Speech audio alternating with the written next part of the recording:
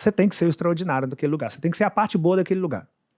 Não interessa como é o lugar se você se propor a ser a parte boa dele.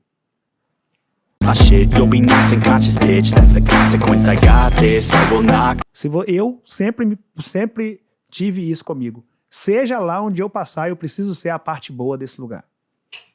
E sempre que eu morei em comunidade ou em bairro carente, porque a minha criação, ou ela foi em bairro pequeno de periferia, ou ela foi em comunidade de cidade grande. Sempre eu morei no pior do lugar. E às vezes no pior do lugar. E eu nunca fumei, eu nunca bebi, eu nunca me prostituí, eu nunca usei droga. Não tem nada contra quem faz isso, mas é a minha opção. Eu cresci entre o fuzil e o livro. No cenário onde eu nasci, é como se a vida virasse para mim e falava: meu parceiro, é o seguinte, vou te apresentar, eu sou a vida, tá? Eu vou te apresentar como funciona aqui. Você nasceu, seja bem-vindo, você está na favela, tem um fuzil aqui, você quer pegar? E tem um livro aí, o que você escolhe? Eu falei: eu vou escolher o livro. Ah, mas o livro eu não sei onde ele está não, está escondido. Eu vou achar o livro. Pega o fuzil, tá mais fácil, o fuzil daqui. Não, eu vou achar o livro. E se você não achar o livro? Se eu não achar o livro, eu escrevo o livro, mas eu vou ser a parte boa desse lugar. Oi, conta pra mim isso daí, cara. Como que é esse negócio do fuzil? Tipo, você sabe que você é fuzil, mas como que é? Como que foi na sua prática? Chegaram pra você e te ofereceram mesmo? Um negócio assim? Você falou, pô, não e tal. Como que é? Conta pra mim essa história na prática. Só pra... Eu não vivi isso, né? Não de perto, assim. Eu queria entender na prática como funciona, qual que é essa... Quão difícil é você dizer esse não, assim, o quanto o ambiente te obriga ou não para ir por esse caminho. Como foi no seu caso, é uma questão de sobrevivência, cara? até, né? É porque o que eu ouço muito é a galera que fala assim, não, eu não tinha outra opção. E eu penso, pô, será que não tinha mesmo? Porque você é uma pessoa que passou por isso, né? Então, como que funciona isso, cara? Me conta uma história aí real da sua vida. O não é dado pela postura que você tem. Você não precisa falar não com ninguém, sim com ninguém. A sua postura fala por si só. Então eu cresci ou em bairro carente, que sempre teve tráfico, ou em grandes periferias, que sempre... Não, em qualquer lugar que eu tenha morado, eu cresci, ou eu era o bairro carente do lugar, seja quando eu nasci em Minas, quando eu morei em Belo Horizonte, ou quando eu mudei para o Rio. Ou era a periferia desse lugar. No Rio se chama comunidade. Ninguém nunca me ofereceu um fuzil, ninguém nunca me ofereceu droga, ninguém nunca me chamou para ser parte do tráfico. Pela minha postura. A sua postura determina como as pessoas vão chegar até você e com que tipo de abordagem elas vão chegar até você. E eu sempre fui criado por um cara que é meu pai, Velho Roxo, que eu sou muito grato a ele, que ele nos ensinou o básico do básico do básico, mas dentro desse básico ele nos ensinou a ter postura que a pessoa olhe para você e tenha coragem, ou olhe para você e não tenha coragem de te falar sobre determinados assuntos, sobre determinadas coisas. Então eu não precisei falar não para o fuzil. Eu não dei espaço para que ninguém me oferecesse um fuzil. Eu não precisei falar não para as drogas, eu não dei espaço para que alguém me oferecesse drogas. Eu não precisei falar não para a prostituição, eu não dei espaço para que ninguém chegasse perto de mim com a intenção de prostituição. É difícil pra caramba fazer isso pelo cenário que você está, mas não é impossível fazer isso. É possível. E o problema é que a galera vai se apegar ao ser difícil e aí vai. Por quê? A sedução visual da coisa é muito pesada. Porque o cara da comunidade, ele é o cara que tem o melhor carro, ele é o cara que tem a melhor corrente, ele é o cara que tá com a mulher mais bonita, ele é o cara que dá o melhor rolê, ele é o cara que faz a melhor festa, e o garoto, o primeiro ídolo de um garoto de comunidade é o dono do morro. Para ele, ele fala, quando eu crescer, eu quero ser esse cara.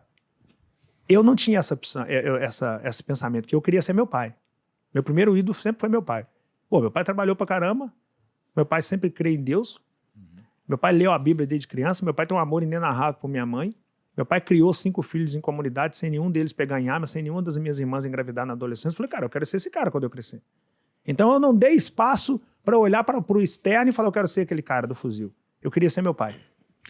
Mas sei lá, na sua adolescência não teve aquela dúvida de tipo, pô, sei lá, você deve ter tido amigos que tipo faziam coisas erradas e tipo eles estavam bem, estavam com o tênis que você queria, com a roupa que você queria, e você fala assim, caramba, eu tô fazendo tudo certo, eu não tenho essas coisas.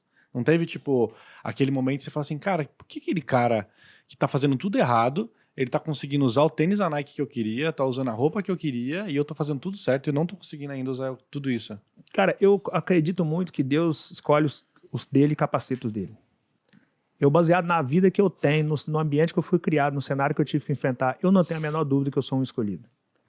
Porque a mentalidade que eu desenvolvi naturalmente no lugar que eu nasci é muito difícil de ser desenvolvida.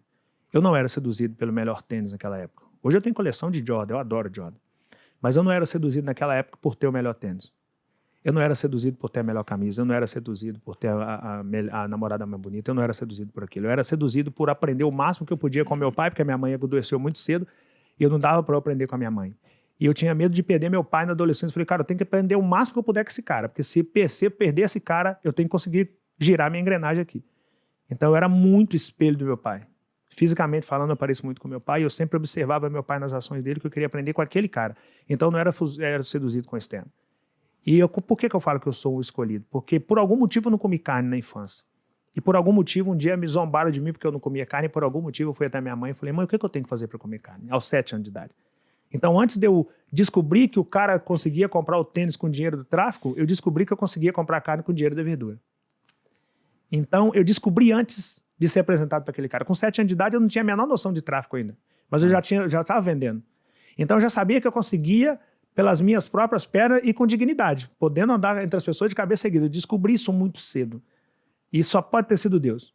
Eu não consigo outra explicação para ter a mentalidade e as escolhas que eu fiz dentro do ambiente que eu fui criado, sem contar o meu pai, a não ser Deus. Fala, cara, eu tô te escolhendo. Você vai passar por um caos absurdo aí, mas o dia que você se erguer, o dia que eu te colocar a mão, o dia que a promessa se manifestar na sua vida, as pessoas vão querer seguir o Deus que você serve. E eu vi meu pai ler na Bíblia a vida toda. E tem uma parte da Bíblia que é a 1 Pedro, capítulo 5, versículo 6, que diz, humilhai-vos, porém, debaixo da potente mão do Senhor Deus, para que no seu tempo exato ele venha exaltar. Eu suportei 40 anos para esperar isso acontecer. 40. Mas o dia que esse Deus me exaltou, eu fui nos 5 continentes do mundo provar que não tem a ver com o lugar que você nasceu. Tem a ver com as suas escolhas. Tem a ver com o nível de conhecimento que você buscou. Tem a ver com aquilo que você fez. Tem a ver com os nãos que a sua postura deu automaticamente para as pessoas. Tem a ver com isso e não com o ambiente quando você nasceu. Eu descobri, a grosso modo, que nascer em uma condição desfavorável pode ser culpa ou circunstância de quem veio antes de você. Morrer nessa condição foi escolha sua. Isso eu concordo com você. Não é fácil, porque falar isso sem explicação pode ser meio que clichê. Mas eu posso te afirmar que tem muito mais Rick Chester dentro de uma comunidade do que pessoas com fuzil na mão. O problema é que essas pessoas não se enxergam quanto o Rick Chester. Porque hoje elas estão em um celular que tem...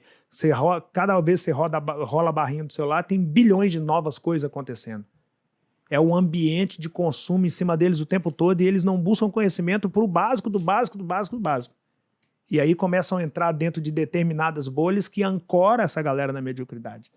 Mas tem potência absurda de comunidade que você não tem noção, você não tem ideia do quão grande é um moleque de comunidade que poderia pegar no fuzil, fazer um curso de barbeiro e abrir uma barbearia. É gigantesco o gesto daquele cara.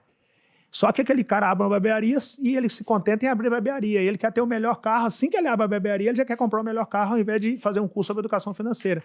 Aí ele não começa a buscar conhecimento. Ele entra para uma bolha do cara que até conseguiu abrir uma barbearia, mas ele não consegue avançar porque ele não fez um curso. Aí ele entra para dentro das bolhazinhas e vai ficando.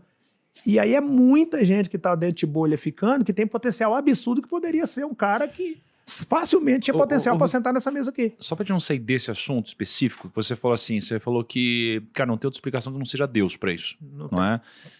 Eu também passei por algumas experiências na minha vida que eu falo, cara, também não encontro outra, né? Se não seria uma situação do acaso tremenda, né? E você falou que você esperou 40 anos para isso acontecer, né? Você na infância, em algum momento, você recebeu alguma palavra, alguma revelação, alguma direção, alguma coisa assim, bíblica ou de alguém e que te fez suportar acreditando que aquela promessa ia ser cumprida até hoje, e aí ela foi cumprida hoje. Você viveu sob alguma palavra assim? Ou... Bom, o derrame cerebral da minha mãe é um ponto-chave nisso. Porque a minha mãe, com 7 anos de idade, eu fui para uma carvoeira com meu pai para fazer carvão. Era o que dava para fazer. Meu pai com baixa escolaridade, minha mãe do lar, e 5 filhos, todos. O mais velho tinha 13 anos, que era meu irmão mais velho. Então não tinha emprego, tinha que fazer o que dava quando desse e ser grato por ter aquilo para fazer, até que tivesse algo melhor para ser feito. Aí fomos para essa carvoeira, e lá minha mãe sofreu derrame cerebral. Estourou uma veia na cabeça dela. Longe de tudo, longe do urbano. Carvoeira seria... Fazer carvão. Você que faz carvão. Uma mina de carvão. É uma mina de carvão? Cortar eucalipto, colocar dentro de forno para fazer carvão, que a galera usa